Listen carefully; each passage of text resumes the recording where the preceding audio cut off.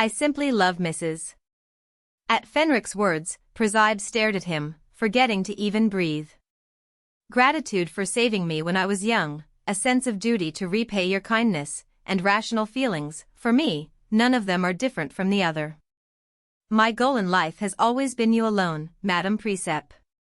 All those feelings that had gathered deep within him and grown with him since his childhood, Fenric did not try to distinguish between them, but rather kept only one fact in his memory, that the end point of all these feelings was Presipe. He believed that this was essentially no different from what people in the world call love. Just as the presence of 100 soldiers means the presence of 100 different tactics, the matter is not limited to the battlefield alone. With 100 people, there are 100 forms of love. Therefore, what he felt was also love, and Fenric believed it without a doubt. Even if he couldn't reveal to her everything he did to get close to her, and even if the path he took towards her wasn't pure or honorable. Whoever the opposing party is, by whatever means, I will not back down from protecting you, Madame Precipe. Your protection does not only mean physical security, but also the comfort of your heart. Was that the day we headed to the Forbidden Forest? Even if that person wasn't the killer who killed Prince Atari and Noah Duverne? Even if it was the Emperor himself? Yes. His face at that moment was extremely firm. That's why I came here. A dark gleam emanated from Fenric's red eyes. For you, I can do anything, whatever it is, whatever job it is. Love me. His voice dropped as he continued speaking. That is the only thing I dare ask of you, Madame Preseppe. Look at me just once. Choose me even once. I am the one who can sacrifice my life for you, give me that one time. Even if it is a hand of pity extended out of sympathy, I will accept it. With eager eyes unbecoming of someone like him, Fenric looked down at Presipe. But Presibe could give no answer. It wasn't true that I was never attracted to Fenric, his presence always gave me a lot of reassurance. Moreover, what a comfort it was to know that someone had been watching me throughout the game's cruel spiral back into the game, and suffering for me, and that person was Fenric himself, and that made me happy. But the cruel irony is that the one thing that Fenric wants, and that I also want to give him, is what I find most difficult to do right now. The idea of leaving the game is still in my mind, which is normal from my point of view, but it was unfortunate for Fenric. I don't intend to force you, Fenric said as he stroked my cheek. I will not hurt you or pressure you to accept my feelings, nor will I hurt you. Duke Fenric, you don't have to answer now. If he had intended to impose himself on me like the other male characters did, he would have done so from the beginning. But Fenric knew better than anyone that relationships that begin with coercion are worth nothing. Dietrich, Siegfried, Ivan, Noah, Atari. He didn't want to be like them. Even if he used the pretext of protection to get me out of the imperial palace and keep me at his side, he was determined not to cross that line, even though he knew it was just a thin veneer of hypocrisy. I will wait, no matter how long it takes, until you look at me with the same feelings I have for you.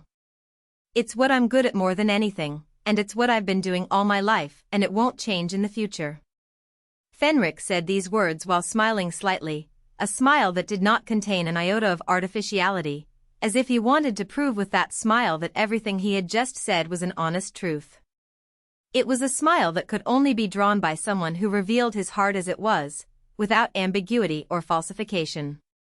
Therefore, Presipe could not smile back at him the way he did. She couldn't, at all.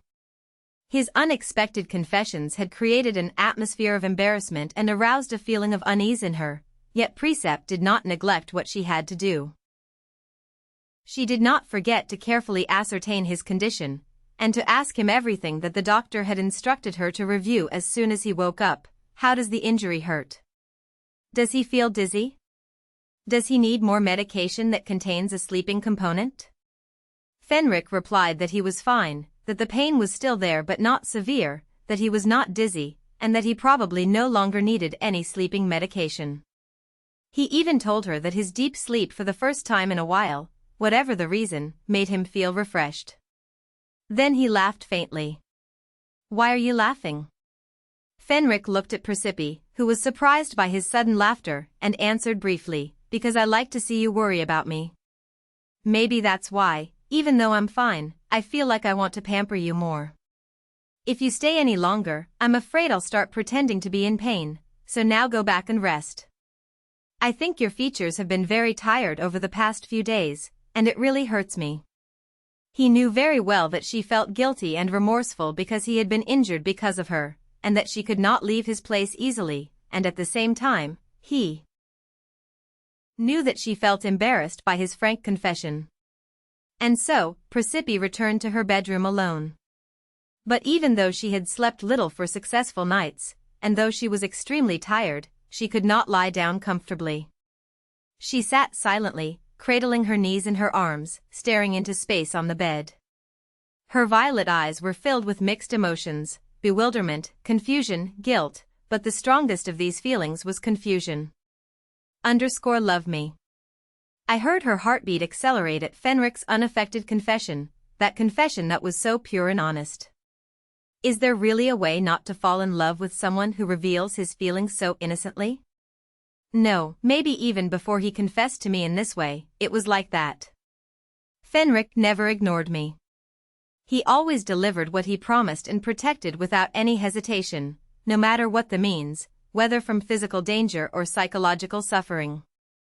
I was trying to ignore all of this all the time, but deep down, I was repeatedly thinking that I loved his kindness and warmth, his words of foolishness mixed with tenderness, and that I thought he was much better than people thought, and that I just loved Fenric.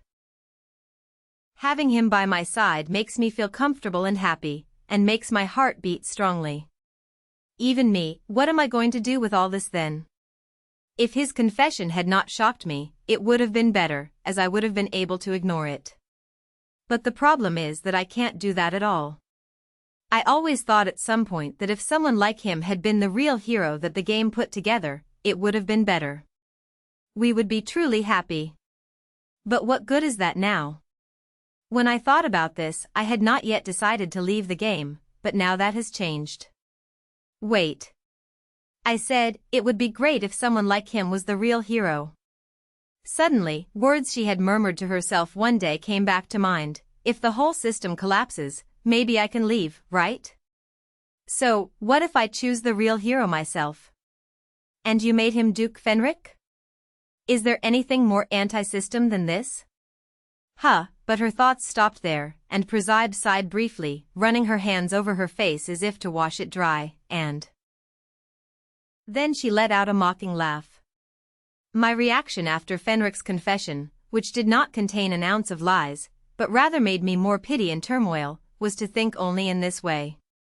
In the end, I still think of myself alone. She knew there was no escape, but a feeling of self-loathing began to creep up on her.